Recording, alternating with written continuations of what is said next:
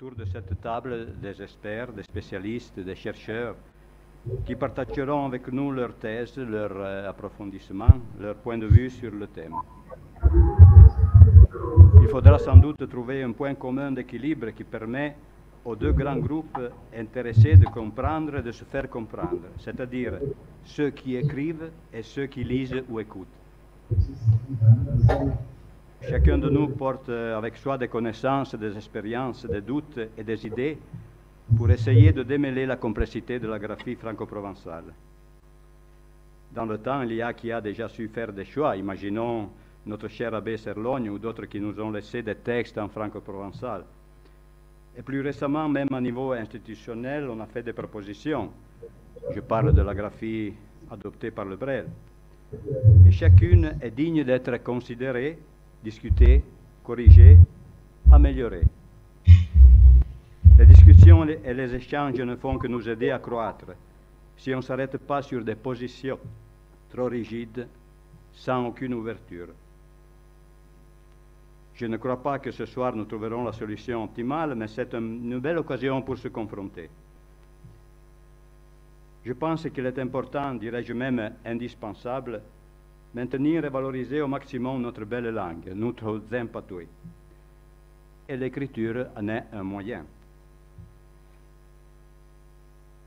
Après cette courte introduction, je passe maintenant le micro à Christian Dunoyer, que je veux remercier publiquement pour le temps et la qualité de son engagement auprès du Centre d'études franco-provençales de Saint-Nicolas, qui a parmi ses buts ceux de promouvoir les recherches et les études dans le domaine du franco-provençal et de l'ethnologie de la vallée d'Aoste.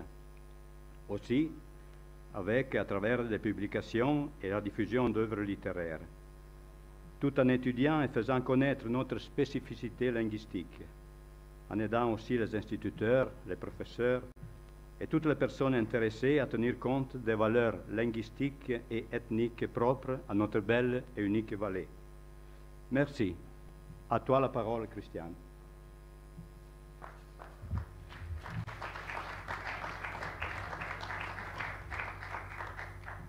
Merci Bruno. Merci à tout le monde. Merci à vous d'être ici ce soir, aux nombreuses personnes qui nous suivent à distance. Et la table ronde est enregistrée. Il sera possible de tout voir ou revoir sur la chaîne YouTube du Centre d'études franco-provençales d'ici quelques jours. Utiliser sa propre langue maternelle, c'est normal dans les contextes de langue majoritaire. Chez nous, c'est presque un luxe, parfois une lutte. Pensez d'écrire un roman en franco-provençal. La table ronde de vous se ouvre avec les réflexions d'un écrivain qu'elle a décidé d'écrire un roman dans sa langue maternelle et qu'elle a dû aborder la question de comment l'écrire. Quinta grafia, parmi toutes celles qui sont été produites, quinta lingua, la langue orale n'est pas la langue écrite, écrire un message sur le téléphone ou écrire une poésie ou un roman n'est pas la même bague. Et puis un peu bloqué. Les signes réflexions sont pertinentes, nous font parcourir le raisonnement d'un locuteur que de l'oral passe à l'écrit. Le problème que venions voir, le souci, le souhait, et tout ça stimule le débat. Un débat qui ne peut pas s'arrêter pour le fait que la langue change. Les lecteurs de voix ne sont pas le lecteur d'hier, ni ceux de demain. Ce qui change sont les compétences linguistiques et les situations de communication. Ce qu'on prête, ce qu'on comprend, ce qu'on a la coutume de faire avec la langue, le rapport que l'a avec l'écriture, avec la littérature, etc., etc. Et maintenant, deux mots sur la posture du Centre d'études franco-provençales par rapport à toute cette question. Le Centre n'a pas de rôle prescriptif, donc le Centre ne recommande pas, ne conseille pas, et encore moins n'ordonne une graphie.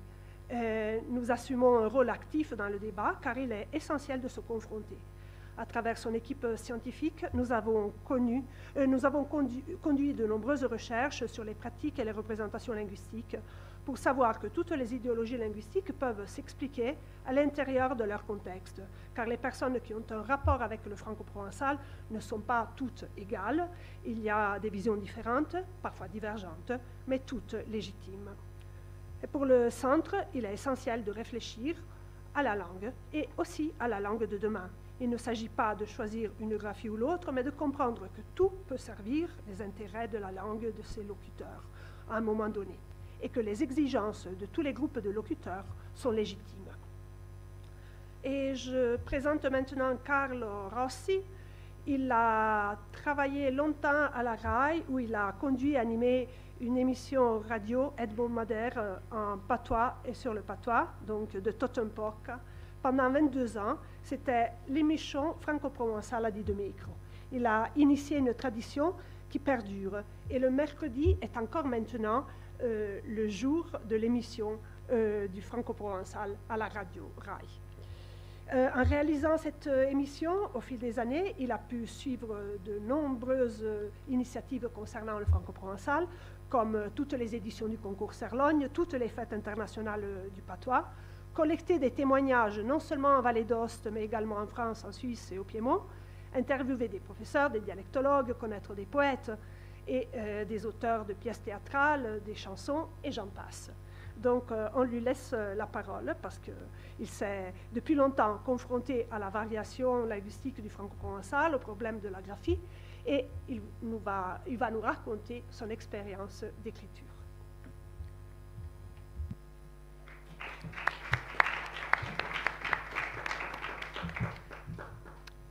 Bon vi procet, bonne soirée et merci pour ces mots, Christiane.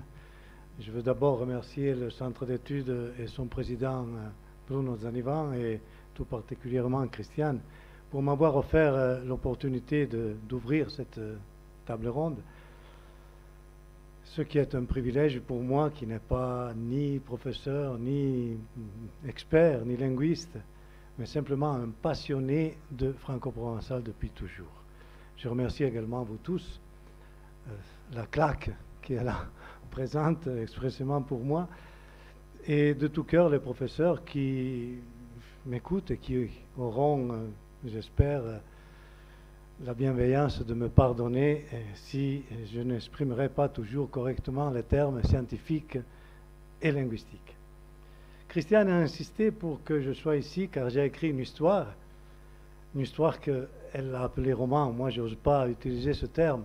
J'aime plutôt parler de conte à l'onze, une histoire de vie, de la vie d'un garde-chasse, en réalité une histoire d'une vie assez courte d'un garde-chasse royal qui n'a vécu que 33 ans. J'ai voulu l'écrire en patois, je n'aurais pas pu l'écrire dans une autre langue.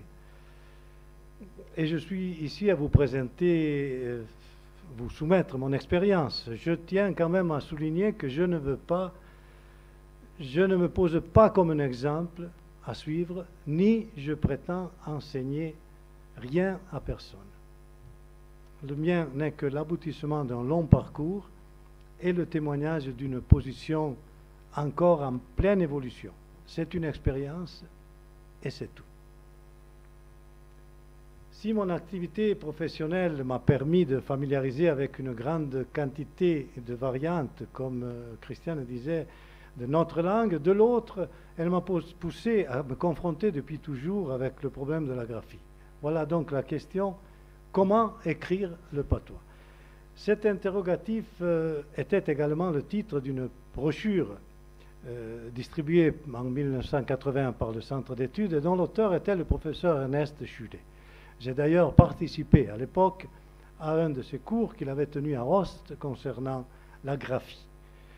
Il nous avait donné des indications pour, de quelque façon, dépasser la graphie de Serlogne, en nous montrant comment écrire chacun notre propre patois en suivant un principe fondamental. N'écrire que ce qu'on prononce, bien analyser le mot et le transcrire. C'était l'impératif de l'époque, c'est encore celui d'aujourd'hui pour les dialectologues. Schulet nous avait montré un outil, mais il était bien conscient des difficultés qu'une langue essentiellement orale doit affronter pour continuer à exister. Cette phrase, c'était un peu une phrase de l'époque de lui que j'avais encadrée, et il avait aussi ajouté « Le patois s'en ira le jour où de jeunes fiancés ne le parleront plus entre eux ». Oh, comment il avait raison. Pour revenir à la graphie et à l'écriture, depuis ce temps-là, j'ai d'abord appliqué celle qui pour certains reste la graphie du centre, celle de Schuller. J'ai quand même toujours également fait référence à Serlogne et au monumental travail de Chenal-Vautrin. J'ai aussi vécu la création de l'école populaire de Patois et tout juste avant la naissance de la graphie mise au point par le Brel et, côté français, celle qu'on appelle la graphie de Conflans, toutes les deux d'inspiration phonétique. J'ai également connu et même interviewé ici, dans cette même salle, au mois de mai 2004, lors de la présentation de son dictionnaire, le professeur Dominique Stich, ou Stich, je n'ai jamais compris vraiment comment on prononce, puisqu'il est belge d'origine, mais quand même. Créateur de l'ORB, l'orthographe de référence B, orthographe supradialectale, et première tentative, comme il l'a appelé, de standardisation du franco-provençal. Son but était assez clair, donner un instrument pour accéder à la littérature de n'importe quelle région du domaine. Et en plus, il ajoutait, la littérature est la culture première d'une langue. Deux phrases que j'ai toujours retenues.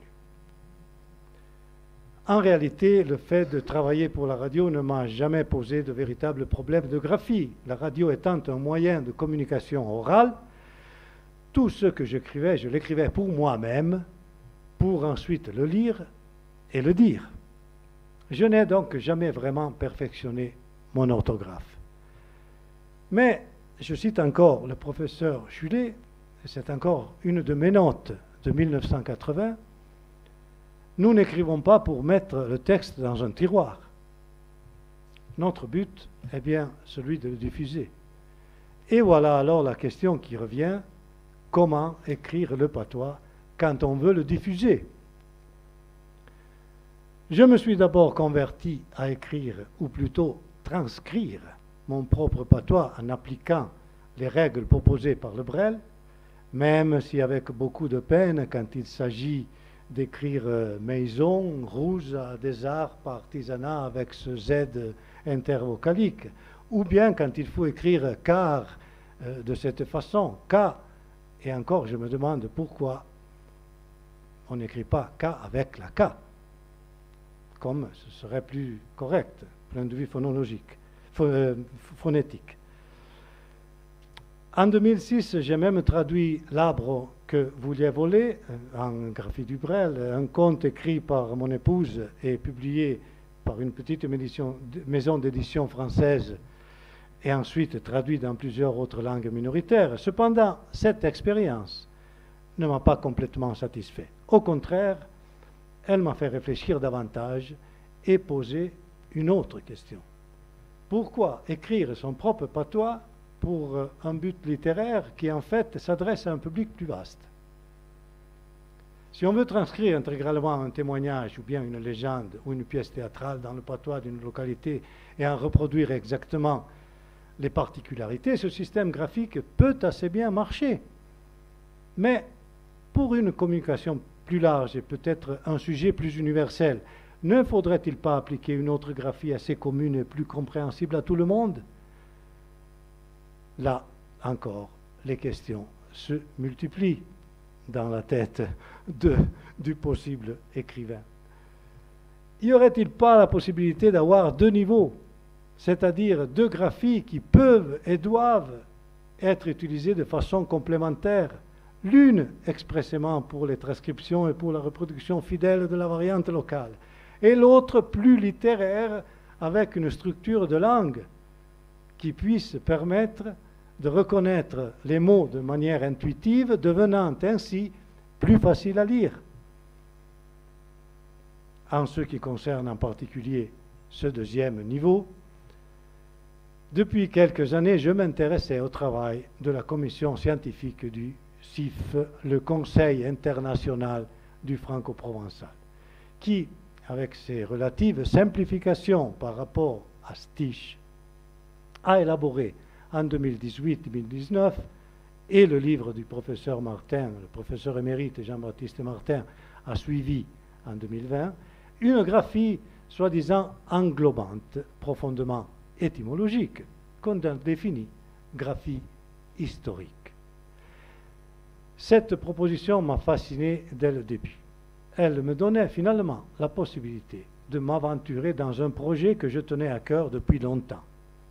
Écrire en patois l'histoire d'un homme dont j'avais rassemblé depuis plus de 30 ans des documents, des photos, plusieurs témoignages et même un journal intime rédigé à cheval de 1900 par un demi-frère plus âgé que lui, et lui aussi garde-chasse royal. À remarquer dans la photo comment il écrivait en début de 1900 le mot « Saint », Rem Saint-Georges, comme en graphie historique. N'est-ce pas, Andrea? Ce qui m'a, de quelque façon, un peu convaincu, je fais quelques exemples ici, les accents utilisés le moins possible, nei, fita, tita, l'accent circonflexe sur les mots avec le A à la fin, la finale tonique, pra, bla, porta, ita, balia, qu'on peut lire aussi pro, blo, porto, ito, balio, le R à l'infinitif des verbes, le S au pluriel, le rouge, le zan, avec quelques résistances en plus quand il faut écrire le berio avec la S. Mais j'ai eu quelques résistances supplémentaires quand il fallait écrire Tsantar, Blanz, Tserche, Medje, Rodze et Tsanje de cette façon. Pour arriver à aujourd'hui, quelle a donc été ma démarche? D'abord, le mois d'octobre 2022, je me suis mis à écrire à la main et sans trop me faire de soucis sur la graphie. Parfois, j'écrivais les âtres dans plusieurs différentes façons, et encore maison une fois avec la S, une fois avec le Z, etc. Parallèlement, j'ai toujours gardé à portée de main l'irremplaçable dictionnaire de Chenal-Vautrin, mais également celui de Stitch, ou Stich, qui affirmait, lui, « Je n'ai pas touché à la langue, j'ai simplement voulu l'habiller. » Un habit, une robe, une tenue qui cependant m'a toujours paru assez complexe, riche en accents, parfois en fioritures, malgré fondamentalement la proposition intéressante. Et alors, j'ai refait tout mon parcours. J'ai relu la grammaire et tout le dictionnaire de Serlogne, ses considérations sur la langue d'A et la langue d'O, ainsi que la langue d'O aspirée, les pasala, les posalo, avoutre nos, avouhe non. Je suis allé revoir le dictionnaire de Édouard Bérard de 1850 et son R aux infinitifs. J'ai largement consulté le petit patois du Brel. Je suis allé même chercher la grammaire du patois du docteur Favre qui comparait le latin directement avec le patois. J'ai même refeuilleté la lingua alpitane de Joseph Henriet tout en ayant toujours en point de mire le franco-provençal de Gaston Tuaillon. Sans oublier le site du guichet linguistique patoisvda.org qui offre une énorme quantité de variantes ainsi que le sonore. Remarquable travail. Mais en même temps, j'ai voulu analyser le parcours et les choix des autres qui avant moi avaient écrit des contes longs ou des romans en Vallée d'Aoste. Elopu la Santa d'Henri Armand, le plus récent en 2001, écrit dans la graphie du Brel. Pinocchio, la conte d'un bourratin de bouc, traduit en patois de ma ville dans la graphie du Brel par Liliana Bertolo. L'Occhiumba Bocce, écrit par Raymond Vautrin dans la graphie qu'il a toujours caractérisée, celle de Serlogne, avec laquelle il a aussi traduit Le Petit Prince.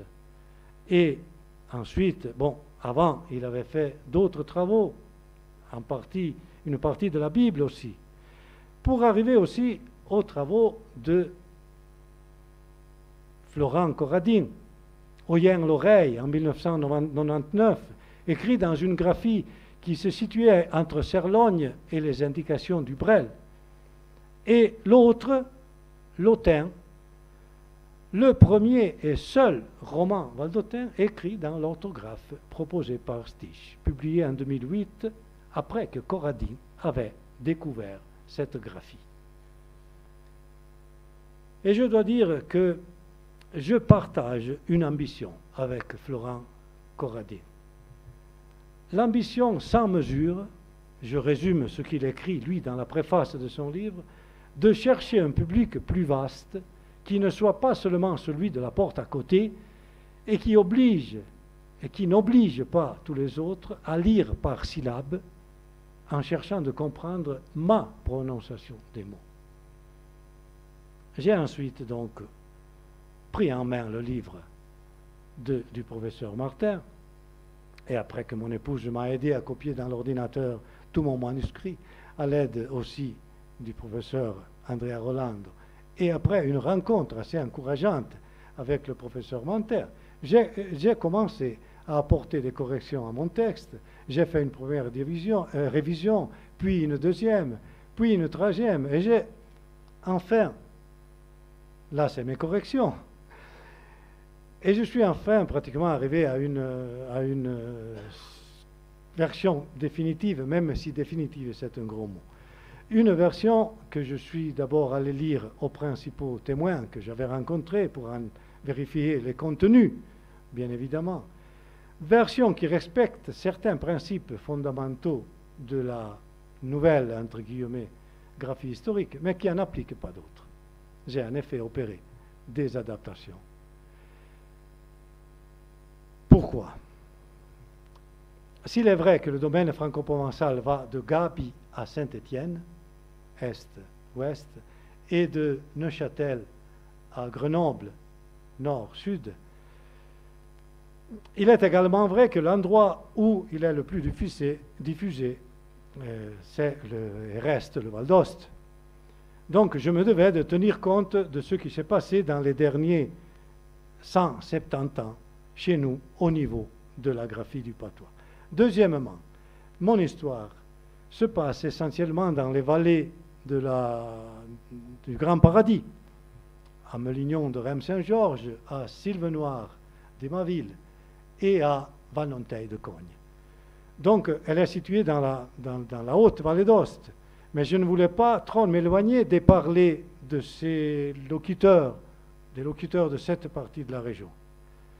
Pour vous faire des exemples, j'aurais dû écrire à l'art, j'ai écrit à l'é, même s'il y a le participe passé qui est à la, et ainsi de suite. J'aurais dû écrire Zantar avec le CH, j'ai écrit Zanté, j'ai écrit Prozzo, j'ai écrit Zardin, j'ai écrit Dezou, et j'ai écrit Zorna.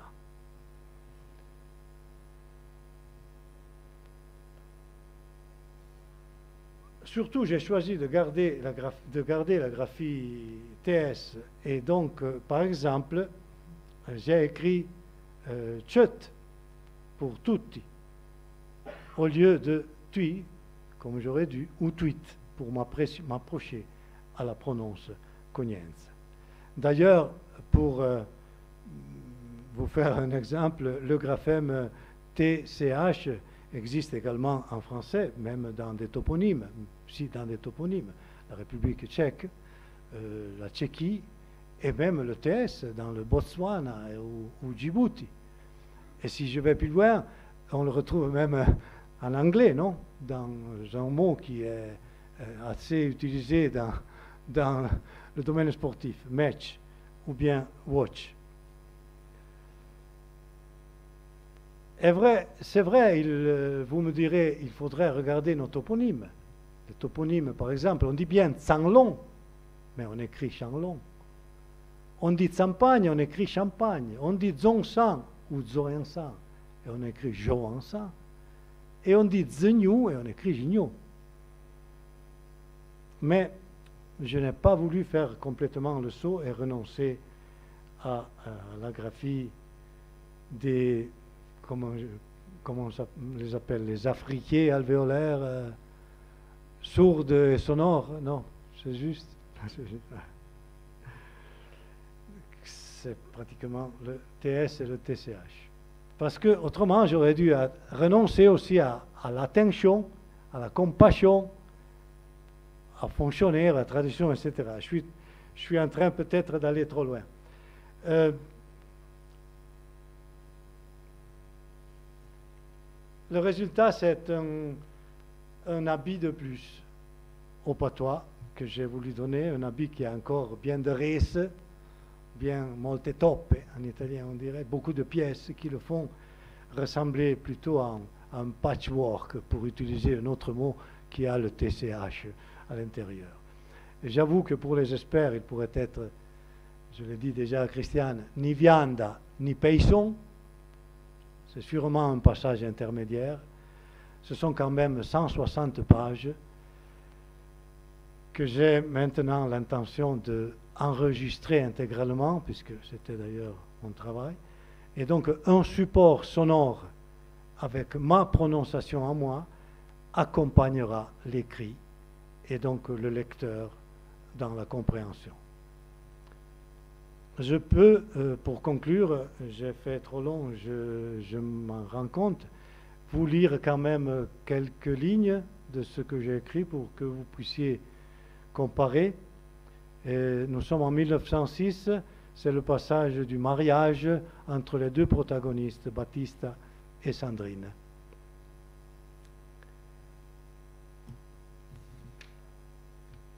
Chica d'émotion quand il a fallu dire oui devant l'incurable Vieron, mais le moment plus délicat, les vignes appris per Sandrine, ben veulent, per la photographie à l'atelier Lady, parce que Dieu n'avait jamais fait. Devant qu'entrait la tornabete, le botte basse, che l'avait changiato le socchio per fare lo trajet a piedi, amaveul giù, poi come l'avait fait le matin vite per vimba de Sarvaniglia. Puis, se torna a pegnare a modo, a cui le pei zentorian deri, di men che Battista se bien arrangia le moustache, a la pointe lo su. Le photographe la fait liberté, lui a gauche, a cui la man pusaia su un zenta clienda torneiaia, e Sandrine signa dreit, che lo ton désobré, devant lui, un zenta caeia di monsieur, embouti finché sulle para. Derrière, un long rideau a frenze. Sandrine, la reine pensa, che la ri pu suvarder le socchio, perché la lonze sarze che arriva a cantiara de terra, la ri è topatot. Lo mariaggio, ce mariage entre Sandrine et Battista n'a pas duré longtemps, puisque lui, il est mort sous une avalanche 6 ans plus tard, en 1912, en laissant son épouse avec 3 enfants, dont une fille de 3 ans, qui était ma mère, celle qui m'a appris le patois. Merci de m'avoir écouté.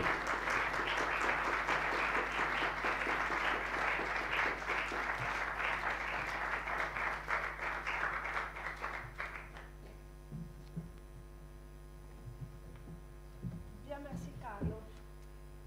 Le roman est passionnant. On attend de le lire à entier.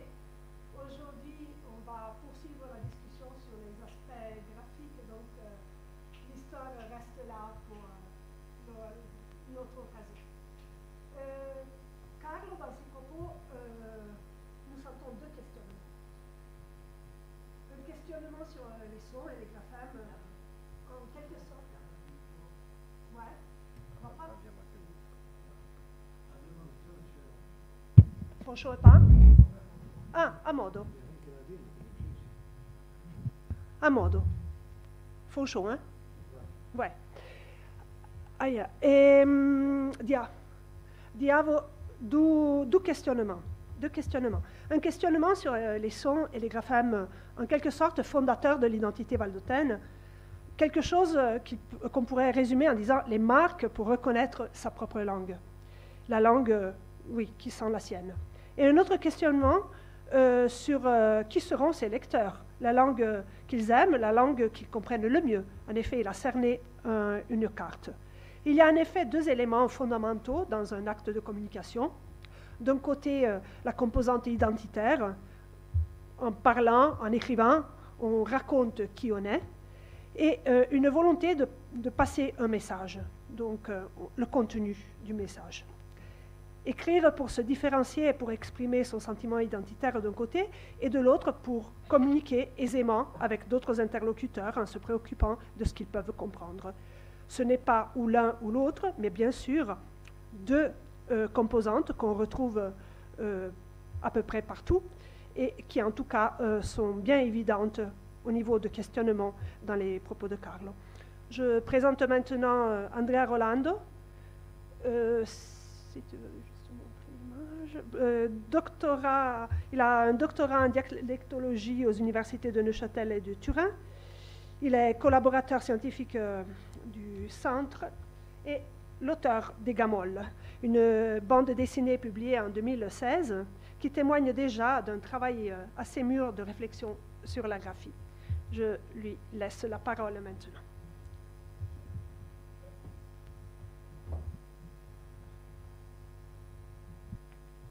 Voilà. Oui, alors je comprends tout ce que Carlo a dû passer pour écrire ça, parce que j'ai fait presque plus ou moins toutes les mêmes réflexions. Et alors, quand je vois quelque chose d'écrit en patois, que ce soit sur un livre, un journal ou dans un manifeste, dans une affiche, je commence tout de suite à le classer en quelque manière. Alors, où placer la graphie de l'œuvre de Carlo Rossi quand on pense à toutes les autres graphies qu'on peut trouver autour de nous dans le monde franco-provençal. Alors, on peut commencer à imaginer, lors de l'analyse d'une graphie, qu'on peut se demander quel est le but de l'auteur, et alors aussi quelle est la destination du texte. Si on veut donner plus de poids à la prononciation, ou si on veut penser plutôt au sens des mots. Je crois que quand on pense plutôt à la prononciation, on va dans la direction d'une transcription, et quand on privilégie le sens, on va plutôt dans l'ordre de l'écriture, et je pense pouvoir mettre ça sur une ligne.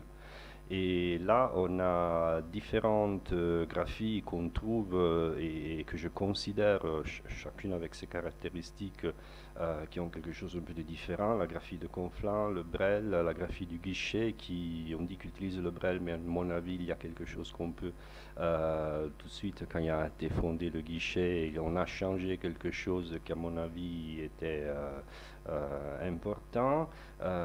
Après la publication de M. Chulet que Carlo a montré, après il y a le nouveau dictionnaire de patois valdotin, Serlogne, qui n'est pas la même chose, il y a des différences aussi entre les deux, et la graphie de Carlo Rossi, et la graphie historique, l'ORB de Stich, et on va jusqu'au XIIIe siècle pour trouver Marguerite Douin et ses discours philosophiques en franco-provençal.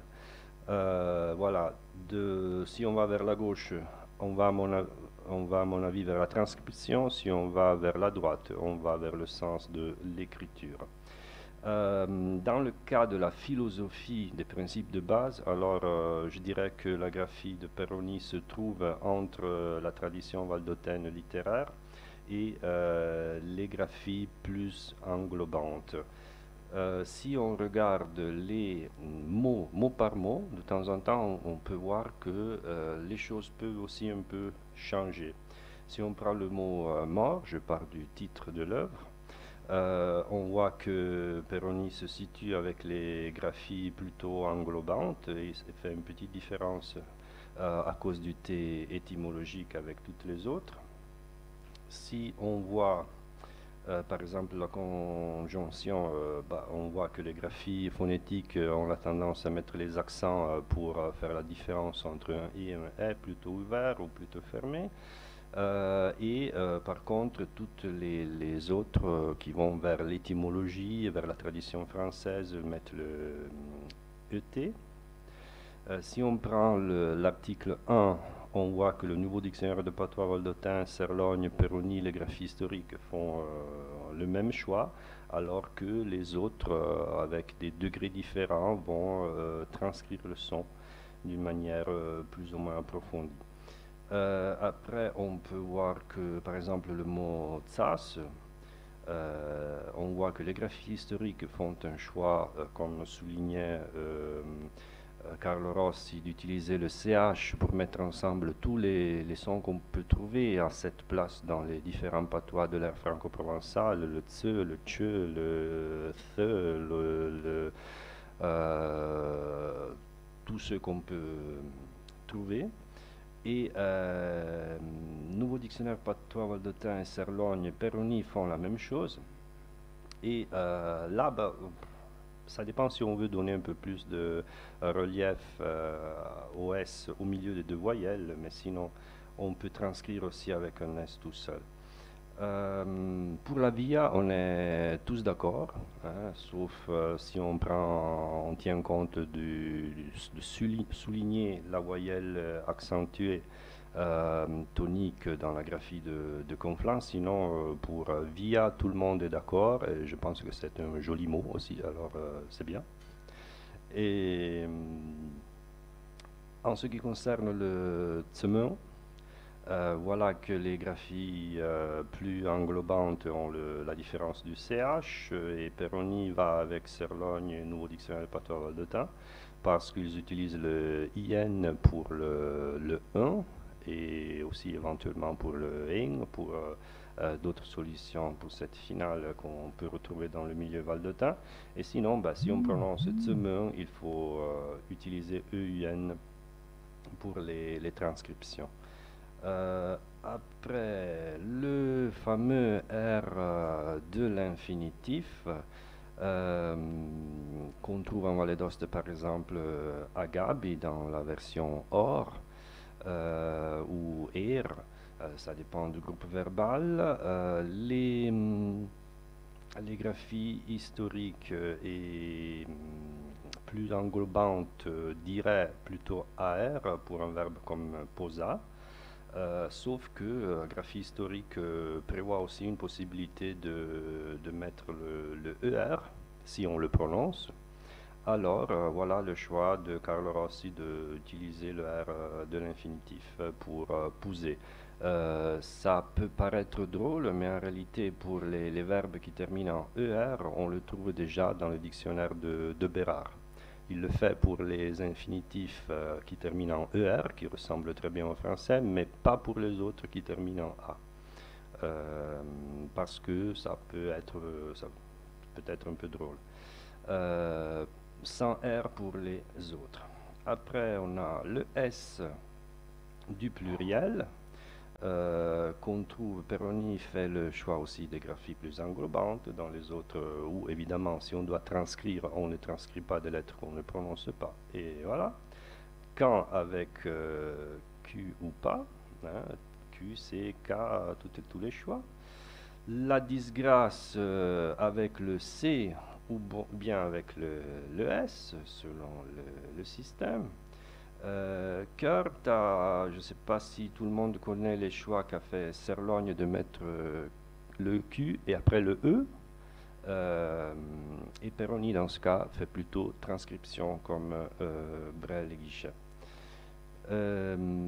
Et voilà, qu'est-ce qu'on peut dire comme conclusion? Tout simplement, le texte, je trouve, est que le message passe clairement qu'il y a eu des choix qui ne doivent pas avoir été faciles pour l'auteur, mais qui ne sont pas totalement étrangers à ce qu'on peut trouver quand on regarde le patois autour de nous, comment il est écrit. On trouve du S du pluriel, on trouve du R de l'infinitif, et d'autres lettres étymologiques aussi. Je pense à une affiche à Saint-Vincent où on écrivait 100 avec le G pour les donneurs de sang.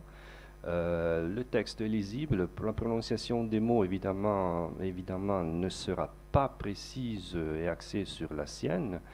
Par exemple, il y a des R intervocaliques qui vont être prononcés si on les lit un peu comme ça sans savoir quelle est la prononciation. Mais le but n'est pas effectivement le respect catégorique de la prononciation, mais de dépasser les frontières dictées par la variété interne franco-provençale, sortir du local et faire passer un message et le contenu plutôt que la prononciation. L'effort et la réflexion du lecteur seront peut-être donc centrés sur le contenu et pas sur l'aspect extérieur de la langue. L'objectif n'est pas l'étude de la langue, mais dans ce cas, la réflexion sur le contenu et d'autres aspects plus variés qu'on peut trouver en lisant le roman de Carlo Rossi. Merci.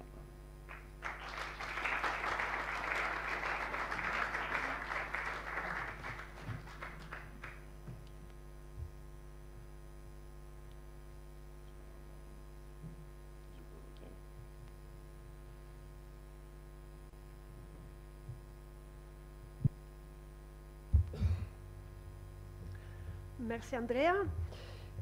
Nous appelons maintenant Raphaël Maître.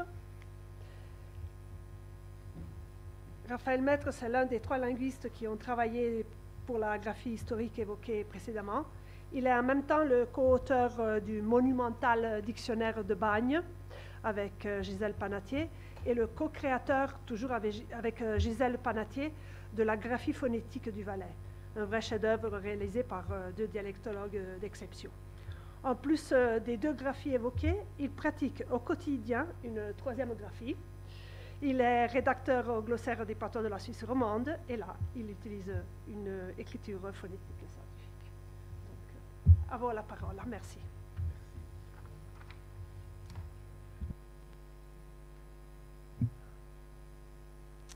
Merci, Christiane. Bonsoir. Alors voilà, j'ai commencé à lire la Conta Lons de Carlo Rossi et tout de suite j'ai remarqué qu'on le lisait avec plaisir. Pourquoi? Et je vais vous dire la conclusion tout de suite. C'est parce que il s'agit pour moi d'une graphie qui incarne le franco-provençal de manière sur le plan régional. On voit tout de suite qu'il s'agit d'un franco-provençal valdotin. Et puis, en même temps, il y a les éléments qu'il faut pour qu'on puisse se détacher, comme disait Andrea, de la prononciation et puis reconnaître davantage les mots, enfin pas davantage, mais tout de suite les mots et leur fonction grammaticale, ce qui permet de lire le roman en s'intéressant au roman et pas seulement à la langue pour le dire. Alors voici un échantillon, un petit extrait qui apparaît à la 2e page, je crois, au début en tout cas. Et voilà, j'essaie de la lire. Appris, c'est juste. C'est juste. La se pas. Ben, je vais pas arrêter, je vais m'arrêter tout de suite parce que voilà, c'est là qu'on entre dans les énigmes. Donc voilà, elle est à lire en visuel. Alors tout de suite, ce qui m'a frappé aussi, c'est qu'il ne s'agit pas d'une application directe, donc c'est une autre manière de dire la même chose, hein, de la graphie dite historique qui a été développée par Jean-Baptiste Martin et utilisée par et sa petite équipe, voilà. Et puis utilisée dans l'un de ses derniers ouvrages qui est la langue franco-provençale, découverte et initiation. Il y a un certain nombre de différences. On a le I qui n'est pas historique. On a le EU qui n'est pas historique. On peut se demander si le OU est davantage historique, mais c'est une autre question. On a le TS qui est phonétique, qui se distingue du CH qui lui est historique. Alors on a le R qui est à la fois historique et puis j'ai entendu tout à l'heure qu'en fait il est également prononcé à Emaville. Voilà, donc il est autant historique que phonétique. Et puis voilà, en gros c'est ça. Les autres surlignements ne devraient pas être surlignés. Donc on a des éléments phonétiques, c'est là l'ancrage régional, qui viennent s'insérer dans un cadre historique ou l'inverse. Voici la comparaison justement inverse. J'ai essayé de transcrire cette phrase avec les indices que j'y ai vus en graphie Braille. Alors c'est peut-être complètement faux, mais voilà, ça ferait ça. Appris la soupe bon atzad et le pont d'heure, l'emprei la place di Paol. Voilà, ça correspond à peu près. Voilà, et donc on voit que là aussi il y a un certain nombre de différences. On a un S étymologique ou historique, on a un T qui marque, qui est à la fois historique, étymologique et qui marque la morphologie, sixième personne. On a aussi un S là qui fait comprendre que probablement qu'au féminin on aura un preisa. Et puis on a un R intervocalique qui n'est pas prononcé, mais qui est historique et englobant, celui-là. Et donc on se situe au milieu, voilà, et au milieu. Alors, ici j'ai fait un petit exercice, j'ai traduit, entre guillemets, j'ai traduit la phrase d'Emaville en patois des Volaines dans une graphie phonétique. Alors voilà ce que ça donne. Après le chup à bonatzad et le pandou, un preg la plage des paroles. Alors j'imagine que la phrase en patois des Volaines doit sembler assez éloignée du patois d'origine et qu'il faut se concentrer et s'appliquer pour identifier les mots, surtout ceux qui se disent différemment de la vallée d'Ost, comme lu peut-être, etc.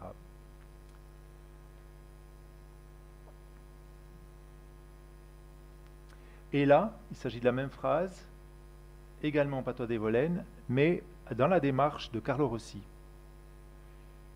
Alors, elle est à lire, voilà, visuellement. J'ai mis le R qui là n'est pas prononcé, en l'occurrence à Evolaine, mais qui est historique et phonologique et englobant, donc je l'ai mis. Et voilà, c'est peut-être soit une question à chacun, pour chacun. Est-ce que là, la phrase est plus facilement lue, plus accessible? Alors moi, de mon point de vue, je dis que la démarche de Carlo Rossi,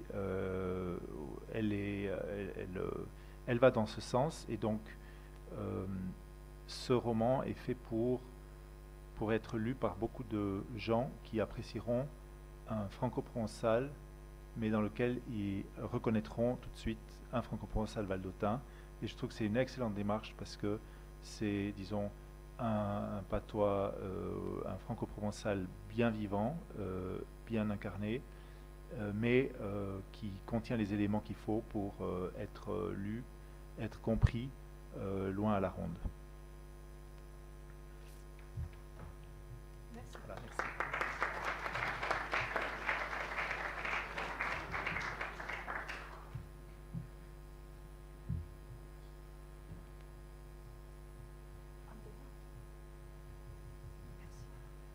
Et merci Raphaël. Après deux interventions pointues sur les aspects de la langue, j'avais prévu quelques photos. J'avais prévu quelques photos pour montrer la belle appropriation de la langue de la part des locuteurs valdotins. Dans le cas précis, tu peux aller vite, c'est juste quelques images. On peut, oui. Parce que la langue est devenue vraiment, à l'écrit aussi, est devenue un élément très important dans la définition de l'identité collective. Et on passe directement à la prochaine intervention. Donc, nous allons donner la parole à Jean-Baptiste Martin, professeur Jean-Baptiste Martin, qui nous parle de Lyon. C'est le président de la commission scientifique qui a mis au point la graphie historique, professeur émérite des universités, co-auteur avec Gaston Tuaillon de l'Atlas linguistique et ethnographique du Jura et des Alpes du Nord.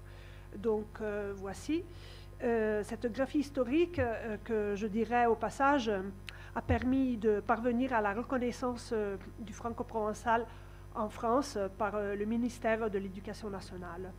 Nous sommes donc heureux de présenter aussi cette graphie qui joue son rôle aujourd'hui au niveau international.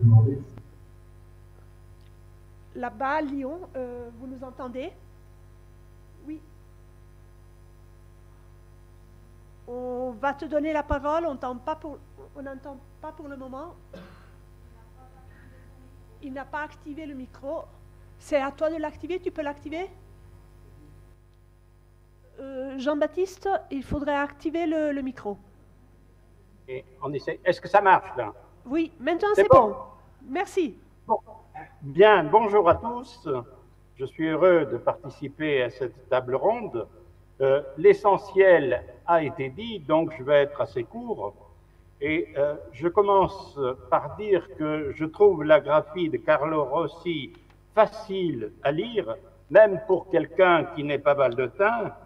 Je trouve qu'elle respecte les principes fondamentaux de la graphie englobante que nous avons mis au point ensemble et que j'ai exposé, pour ceux qui ne le sauraient pas, dans le bulletin du Centre d'études franco-provençales, c'est le numéro 76.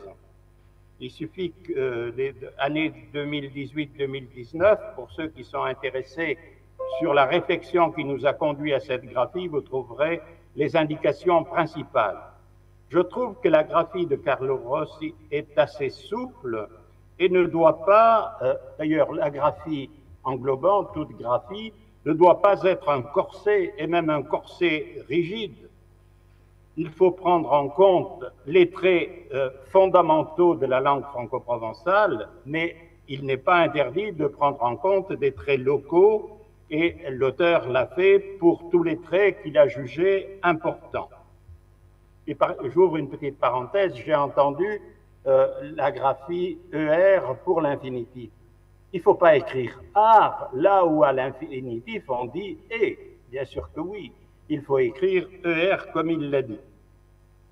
Il me semble sur quelques points tout de même qu'elle pourrait être, la graphie de Carlo Rossi, être simplifiée, mais peut-être qu'il va me prouver le contraire. Voici par exemple 2 points où je trouve que ça serait plus simple d'écrire un peu différemment. Dans le groupe Clieux, je suppose qu'on prononce Clieux ou Lieu au Val d'Ost, il écrit C-L-Y. On peut écrire C-L-Y, mais est-ce qu'il est bien nécessaire de mettre 2 L devant le I? Par exemple, quand je dis C-L-Y, c'est pour dire la prononciation, Clieux. Je suppose que c'est le verbe mêler, Micliave.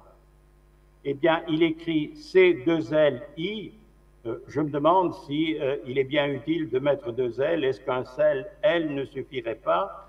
De même, dans lui, il écrit lieu avec 2 L, I-U, ou lieu pour, je suppose, l'heure, 2 L, I-E-U. Est-ce qu'il est bien utile de mettre 2 L? Est-ce qu'un seul L ne suffirait pas? De même, pour indiquer la prononciation palatale du de devant I, est-il nécessaire d'écrire DJ? Par exemple, si j'ai bien lu, décembre est écrit D-J-I-S.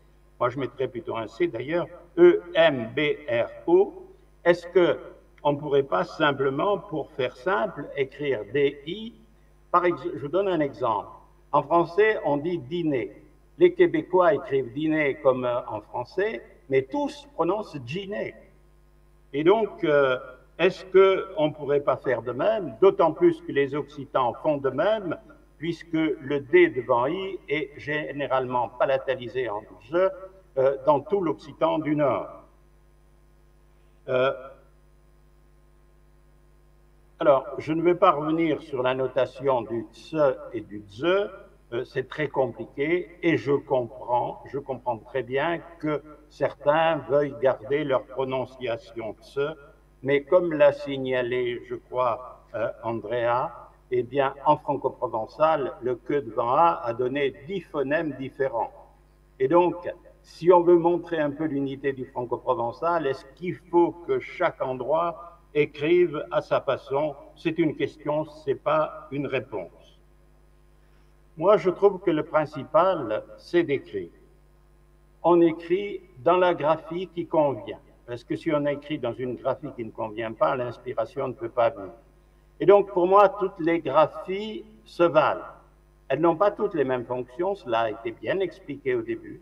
Il y a des graphies de type phonétique et je les trouve nécessaires, je les trouve indispensables quand on veut noter fidèlement les réalisations phonétiques d'un village, d'une vallée, si la vallée est unitaire, ce qui d'ailleurs est approuvé, parce que vous savez qu'une des caractéristiques du franco-provençal, c'est une grande variabilité phonétique dans l'espace. Bon, toujours est-il qu'à côté de la graphie phonétique indispensable, et vous avez bien noté toutes les graphies phonétiques, depuis les phonétiques jusqu'aux graphies non phonétiques mais d'inspiration phonétique, et puis à des graphies plus englobantes qui permettent de mieux reconnaître les mots à la lecture. Et autre avantage qui n'a pas été signalé, mais je le signale maintenant, c'est que cette graphie englobante ou des graphies de type englobant permettent de relier le franco-provençal à l'ensemble des langues romanes officielles.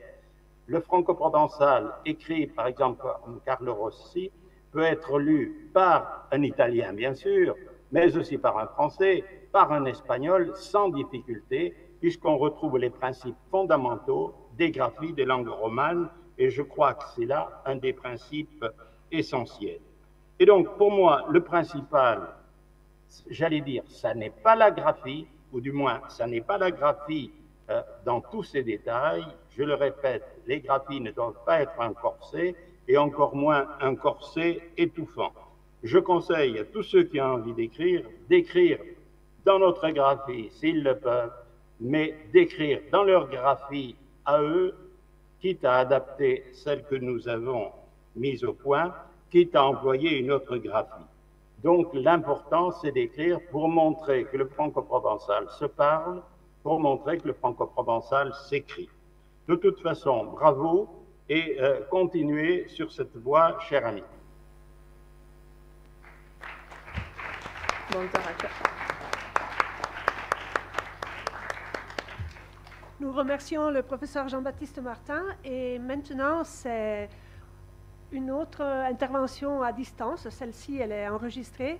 C'est Natalia Bicciurina qui a fait partie de l'équipe scientifique du Centre pendant un certain temps et qui est aujourd'hui à Paris-Sorbonne Nouvelle où elle est chercheuse en sociolinguistique et donc elle collabore avec le Centre d'une autre façon. Et elle nous montrera aussi encore une ultérieure utilisation de l'écriture franco-provençale. Bonjour à toutes et à tous. Dans cette courte intervention, je commencerai par problématiser un peu la question des graphies des langues minoritaires. Et ensuite, je vous donnerai quelques exemples des usages d'une graphie du franco-provençal. Au cœur des débats sur les différentes graphies des langues minoritaires se trouve finalement toujours cette question de la gestion de la variation. Effectivement, les langues minoritaires existent d'habitude sous forme d'une multitude des variétés différentes. Et dans les yeux des locuteurs, typiquement, une langue minoritaire serait opposée à une langue dominante, donc dans ce cas-là qui nous intéresse aujourd'hui, le franco-provençal à l'italien ou au français, comme par exemple une langue plutôt orale à une langue plutôt écrite, mais aussi une langue plutôt locale, ancrée dans un territoire très précis, contrairement à une langue d'une communication plus grande, plus vaste, universelle peut-être, en termes de tradition, contrairement à la modernité, et aussi en termes d'authentique, entre guillemets, contrairement à anonyme. Et effectivement, si on pense maintenant aux questions des graphies, les promoteurs des différentes graphies vont insister soit sur un côté, soit sur l'autre.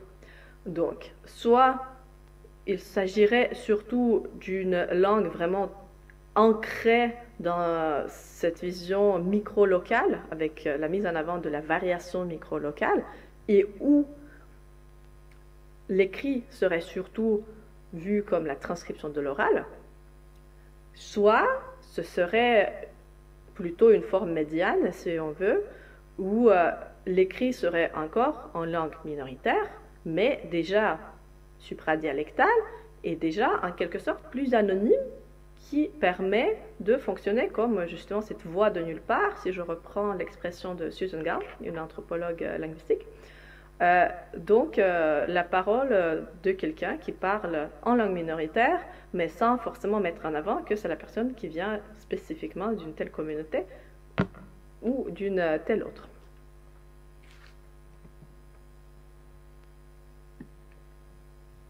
Je termine par une petite illustration concrète. Il s'agit de la création du corpus franco-provençal dans la collection Pangloss.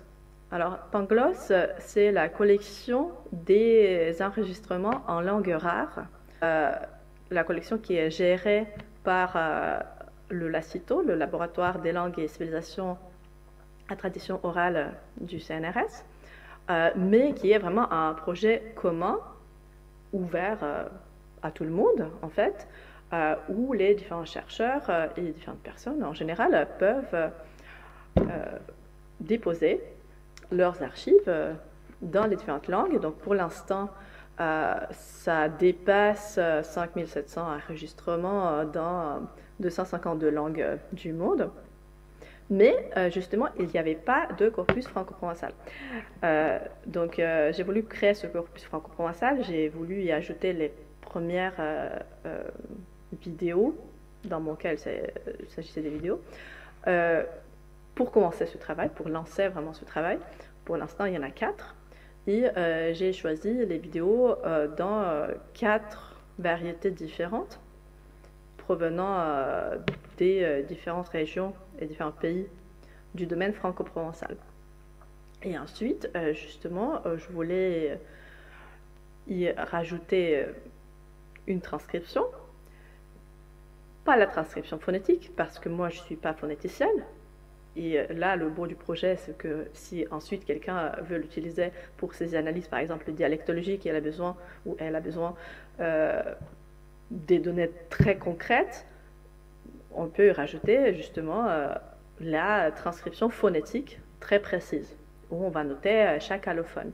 Ce qui m'intéressait, moi, c'était plus la version orthographiée, on va dire, de ce que disent les personnes. Et j'ai eu la question, eh bien, quelle graphie choisir? Parce qu'il y en a plein pour le franco-provençal. Une des solutions aurait été de choisir chaque fois la graphie de la personne dans laquelle la personne qui parle, la locutrice ou le locuteur, va se reconnaître. Mais déjà, ça pose des problèmes parce que, s'agissant d'une langue surtout orale, parfois, il n'y a aucune graphie dans laquelle cette personne va se reconnaître parce que la personne n'écrit pas la langue. Parfois, ça va varier d'un cas à l'autre. Donc, est-ce qu'on va dire que, je ne sais pas, pour les vidéos, par exemple, provenant de la Savoie, j'en ai 2 là-bas, il faut écrire en graphie de Conflans. Pour les vidéos de la Vallée d'Aoste, il faut écrire dans la graphie de Brel, etc. Mais alors, est-ce qu'on change de graphie vraiment à chaque fois d'un enregistrement à l'autre? C'est assez compliqué aussi. Et finalement, je ne voyais pas trop à quoi ça servait au-delà de ça. Et finalement, pour moi, ça m'a semblé le plus logique d'utiliser la graphie englobante, qui va être donc la même pour toutes les variétés, mais où il y a cette correspondance régulière des variations.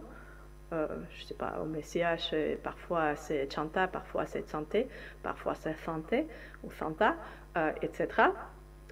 Donc chacun peut la prononcer à sa manière, ou en l'occurrence ici, chacun prononce quelque chose, et je note dans cette graphie englobante qui permet de voir justement qu'il y a une langue commune derrière ces différentes variantes.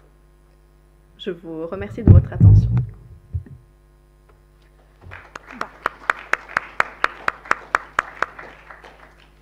Bien, nous remercions Natalia qui avait un jury de thèse aujourd'hui qui ne pouvait pas nous suivre en direct. Je pense que le moment est venu d'ouvrir le débat. Donc, si quelqu'un du public ou quelqu'un qui nous écoute à distance veut poser une question, on est là pour discuter. J'ai pas de questions, mais de commentaires. On a beaucoup parlé du point de vue de l'auteur, de ses choix, mais il y a aussi la perspective du texte même et aussi la perspective de celui qui lit après le texte.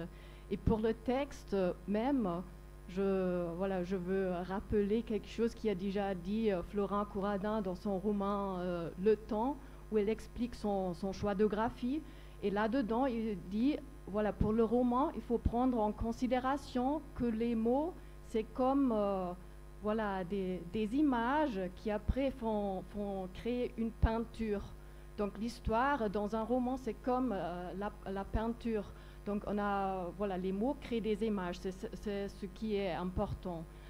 Par contre, dans les poésies, ce sont les sons qui créent de la musique. Donc quand j'écris de la poésie, il faut probablement plutôt choisir une graphie phonétique pour faire vraiment sonner, pour évoquer de la musique dans un texte. Mais si j'écris un roman, je veux transmettre une histoire, donc créer des images. Et là, on passe à la perspective du lecteur. Ce sont aussi deux manières de lire. Je peux donc lire en vocalisant dans ma tête, même si je lis seulement pour moi, je peux vocaliser dans ma tête tous les mots que je lis. Mais je peux aussi renoncer à cela et je peux seulement lire avec mes yeux. Donc je saisis le sens des mots, je les mets ensemble et après il y a une image qui se crée dans ma tête.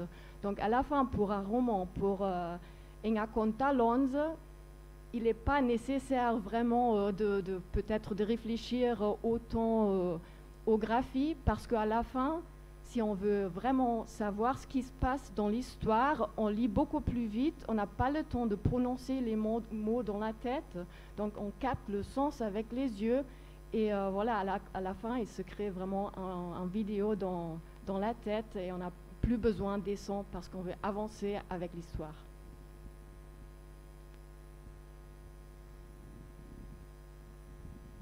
Merci. Et j'ajouterais aussi le plaisir évoqué par Raphaël, qui a dit le plaisir de la lecture. Quand on lit un roman, c'est vrai que la dimension du plaisir est fondamentale. D'autres interventions?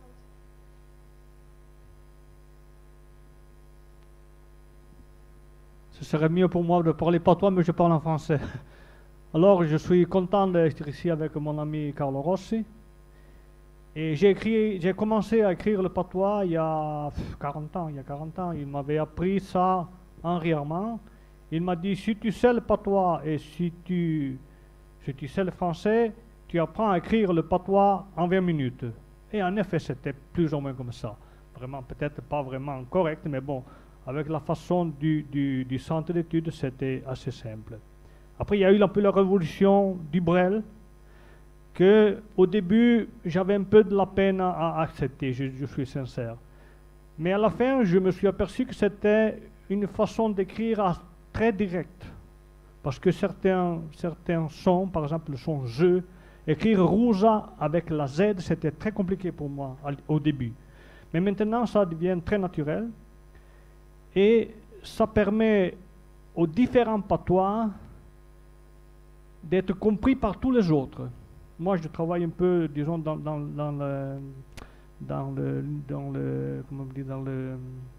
le théâtre populaire. Alors là, on a plusieurs compagnies de toute la vallée d'Aoste avec des patois complètement différents, avec de la phonétique très différente. Mais quand on s'écrit avec WhatsApp, parce que la modernité a aidé beaucoup la diffusion de l'écriture du patois. Ils écrivent pratiquement tout avec la façon du Brel. Et on arrive à comprendre tous les patois, le patois d'Ayas, le patois de Saint-Marcel, pour dire que c'est très compliqué. Et c'est très émouvant et même c'est un plaisir de lire les différents patois. Ross, il m'a envoyé par email sa compte à Londres de Peroni, que je n'ai pas encore lu tout, je suis sincère, parce que comme on dit en patois, je dis pas que toi boy. ceux qui parlent patois comprennent, parce que je n'ai pas encore eu le temps de goûter avec plaisir toute la compte à Londres de Peroni, mais j'ai lu une partie. Et je l'ai déjà lu à lui. C'est un patois que c'est facile à comprendre. L'écriture de Carlo Rossi, c'est pas si compliqué à comprendre comme était, par exemple, pour moi, le patois de l'écriture, par exemple, de Vautrin et Chenal. Pour moi, c'était plus compliqué à comprendre. Moi, je parle vraiment, ici j'ai entendu parler de professionnels, j'ai eu un peu de la peine à comprendre tout le monde, parce que c'est des choses, je crois, très techniques que ne sont pas à mon niveau. Mais je parle, disons, à niveau, comme on dit en italien, terre à terre, non? Et oui, je crois que le patois comme l'écrit Carlo Rossi, c'est facile à comprendre. C'est ce que je peux vous dire. Merci et bon travail. Merci, Ettore. En effet, tu as mis l'accent sur le fait qu'il y a beaucoup de types d'écriture et écrire des messages WhatsApp, par exemple, on sait à qui on écrit. Donc, on a vraiment une idée d'un interlocuteur. Quand on écrit une compte à Londres, c'est beaucoup plus vague. On peut avoir l'idée des 10 lecteurs, des 10 premiers lecteurs, les plus chers amis qui vont lire le livre. Mais après, l'écriture d'un livre, voilà, peut poser d'autres problèmes à celui qui... Quand Dante a écrit la Divina Commedia, probablement à Florence, on disait « Hane », comme on dit maintenant, dans la prononce crâne. Et pourtant, il y a le C. Lui, il a écrit le C. Il suffit de faire le même raisonnement. Toi, tu prononces Rezerz, moi je dis Rezerz. Quand j'écris, je mets la R. Après, tu prononces comme tu veux.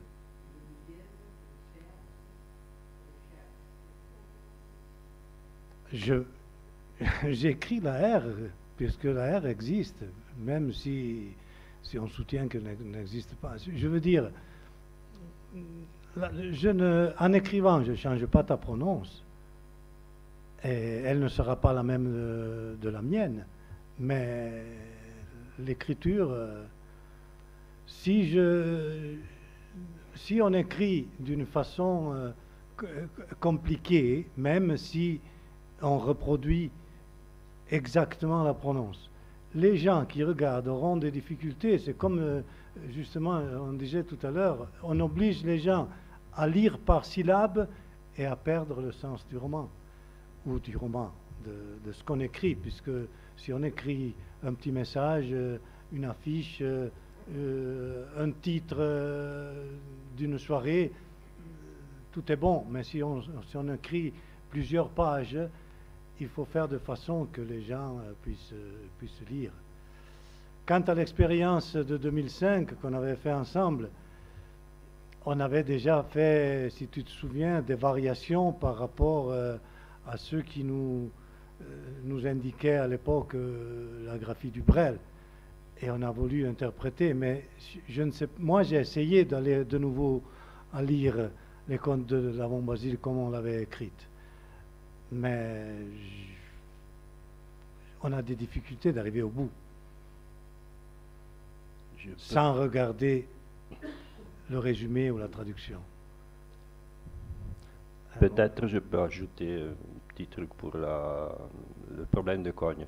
Peut-être dans ce cas, on a aussi le problème que ce R de la Rezerz n'est ni un A ni un R. et on n'a pas de lettres pour le rendre phonétiquement correctement. Alors il faut faire un choix. Si on veut donner un peu plus de rappel à comment le mot on le trouverait peut-être en français avec un R, alors donner un peu plus d'importance au sens. Et si on veut donner une idée, mais on sait déjà que ça sera pas le même son évidemment, même si on met le A, mais si on veut donner l'idée, on met le A. Mais en tout cas, on ne sera jamais vraiment satisfait ni dans un cas ni dans l'autre si on veut rendre ce son, parce qu'on manque dans ce cas d'une lettre effectivement précise et simple.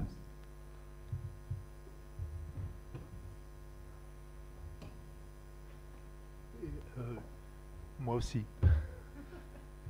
Ce R-là de la recherche, et je ne sais pas, c'est peut-être pas exactement le même.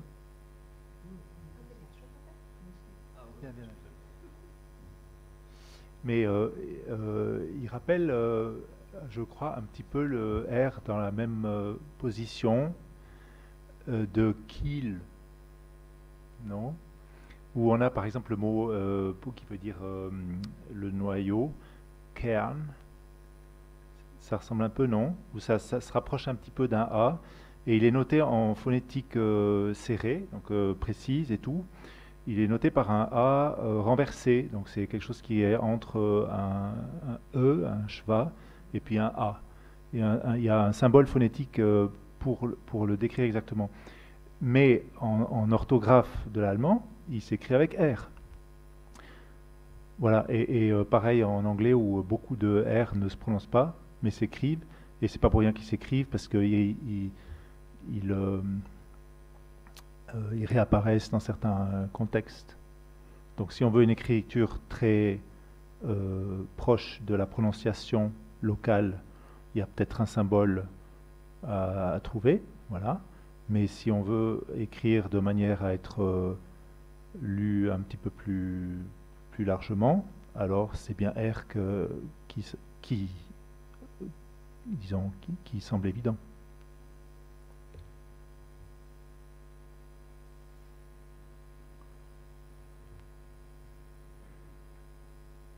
Je voulais seulement ajouter une chose à ce que Anya disait tout à l'heure, que j'avais au début, j'ai été cinéaste pendant quelques années à la RAI et j'ai fait des documentaires et j'avais toujours dans la tête de réaliser un film sur cette vie. Et puis, bon, les choses ont évolué, et les techniques aussi, et moi je ne me sentais pas assez prêt à le faire. Et alors j'ai essayé d'écrire.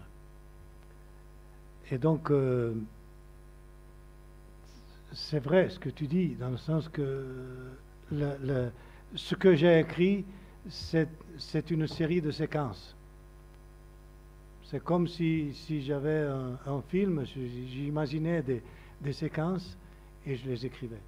Donc c'est peut-être le résultat est peut-être celui que tu disais, c'est-à-dire l'envie d'écrire en faisant de façon que le lecteur puisse imaginer ce qui se passe en voyant des images. Voilà. C'est pas... Voilà, ça va. Alors, tout d'abord, je partage en gros tout ce qui a été dit ce soir ici. Ce sont des choses très sensées et très respectables. Donc, j'ajouterai seulement ceci. J'ai beaucoup entendu parler de romans. Mais il ne faut pas oublier que pas tout le monde utilise le patois pour écrire des romans. Hein. Il y a plein de gens, je vous l'assure, puisque je travaille au guichet linguistique, qui s'adressent à nous. Pourquoi? Parce que pour la première fois, il y a quelqu'un qui s'intéresse à son patois, mais vraiment à son patois, tel qu'il le parle. Et pour une fois, ils ont le plaisir de voir rendu à l'écrit le patois qu'ils parlent. Et très souvent, il arrive aussi que des gens se mettent à écrire en patois, justement pour le plaisir réel d'écrire leur patois et de lire et d'entendre presque, avec les sonorités rendues par les graphèmes, le patois des autres. Voilà, c'est tout. Merci.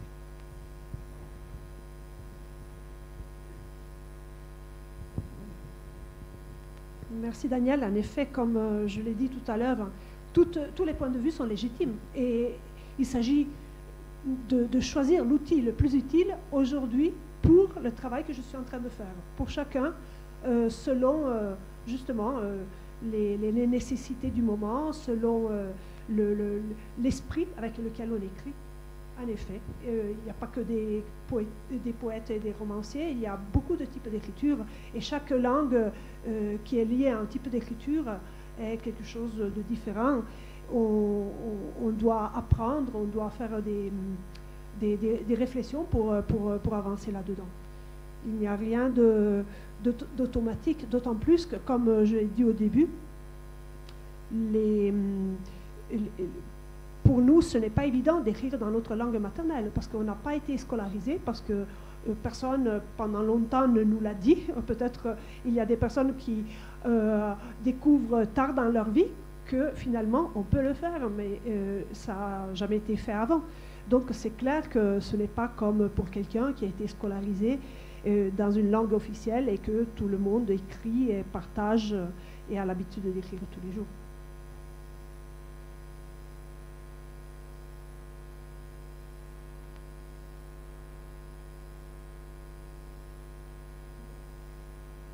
Le mot de la fin. Personne ne veut encore intervenir? Il y a encore quelques minutes. J'ai juste alors un exemple que je peux vous montrer. Ce n'est pas très réussi sur le plan graphique parce que je ne suis pas généalogiste, mais j'ai recueilli de très nombreux exemples de ce type où l'on voit comment les identités évoluent finalement, et donc les identités, les pratiques linguistiques. Quand on parle de son patois, parfois ce n'est pas le patois de tout un village, c'est vraiment juste son patois personnel, parce que il y a des exemples de ce type. Voilà. Donc, Boss, Fénis, Saint-Oyen, Aoste, Fénis, Car, à la fin, voilà. C'est une grande richesse que la personne, dont la personne en question est porteuse. Et évidemment, elle aura un rapport à la langue qui est très personnel et des exigences qui sont très personnelles aussi, soit quand elle écrit, soit quand elle parle, et une vision de ce que doit être l'écrit de sa langue qui n'est peut-être pas partagée par énormément de personnes. Donc, il faut tenir compte aussi de l'évolution de la société, de la mobilité de plus en plus grande qui fait que beaucoup de personnes ne vivent pas là où elles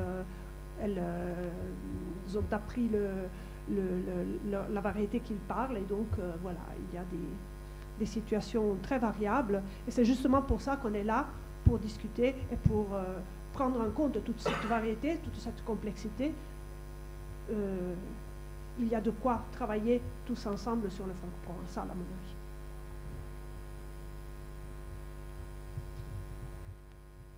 Le mot de la fin. Oui, moi j'ai une conclusion, mais n'est pas sérieuse, comme d'habitude. Alors si tu veux dire quelque chose de sérieux, c'est maintenant. Après c'est moi, peut-être. Je sais pas. Carlo, vas-y. Alors, oui. Conclusion sérieuse, c'est que j'ai raconté une histoire qui est passée à Sylvanoir. À Sylvanoir, il n'y a plus personne qui habite l'hiver. Il y a quelqu'un l'été, mais c'est des gens qui viennent de l'extérieur de la vallée d'Aoste. Ils parlaient un patois à eux, une variante qui est disparue. Personne ne parle plus comme on parlait à Sylvanoir. Moi, j'avais des enregistrements et j'ai essayé d'insérer quelques mots prononcés comme on le prononçait à Sylvanoir. Et c'est loin d'Emaville et c'est loin de Cogne, mais c'est entre les deux, et il y avait quelque chose qui la faisait rapprocher à Cogne par rapport à Emaville.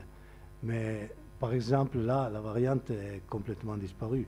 Et comme je viens de dire, moi j'ai laissé quelque chose, tout en cherchant d'universaliser la façon de l'écrire, mais il y a quelques particularités. À Patois, à Emaville, on dit yeuil, et là-haut, on disait yeux. Et ça rapproche un peu au you, qui serait utilisé un peu plus amplement dans le reste de la vallée.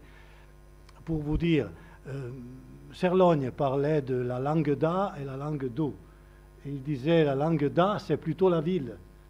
Et la langue d'O, c'est les vallées.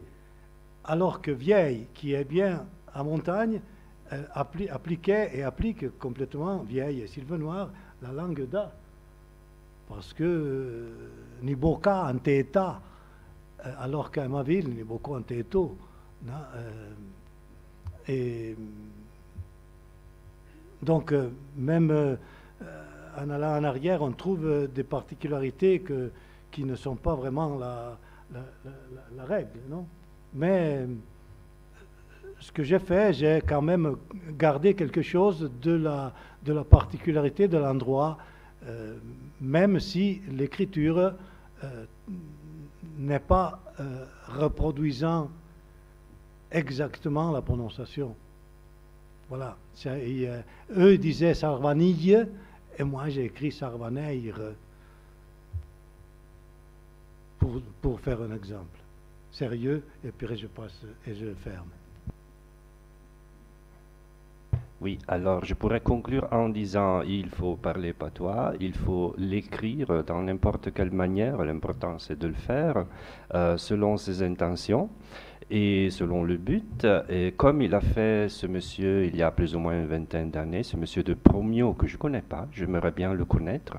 Parce qu'un jour, en me baladant dans le village de Promio de Châtillon, j'ai trouvé ce papier A4 sur un bouille, sur une fontaine du village, où on parlait de toutes les analyses que la commune avait fait, et les pourcentages de, je ne sais pas quelle chimie dedans, que s'il fallait la boire, s'il ne fallait pas la boire, selon la loi, le décret, je ne sais pas encore quoi, pour laquelle on aurait pu peut-être essayer de la boire, mais sinon on aurait eu des problèmes, il fallait appeler, voilà. Et après une 3/4 de page comme ça, ben, ce monsieur avait écrit au fond, de manière assez personnelle quand même, Fama che bere de vin.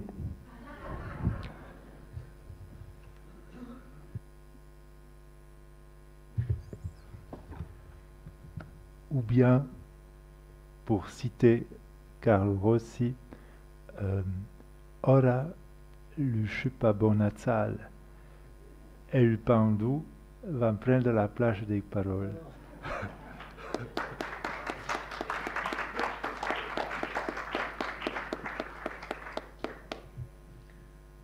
Merci à tout le monde. C'est avec beaucoup de regrets qu'on doit interrompre ici. J'espère qu'on aura l'occasion de continuer ce débat et cette discussion ailleurs. En tout cas, là, vous avez quelques titres si la lecture vous intéresse. Et puis, on profite juste de l'occasion pour une petite pub.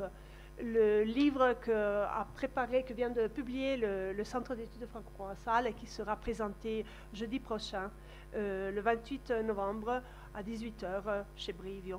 Je remercie tout le monde, vous tous, très nombreux ici, tous ceux qui nous ont suivis à distance, et les intervenants à distance et les intervenants présents, et surtout Carlo Rossi qui nous a vraiment partagé une expérience vue dans la progression des réflexions qu'il a dû faire pour tout ça.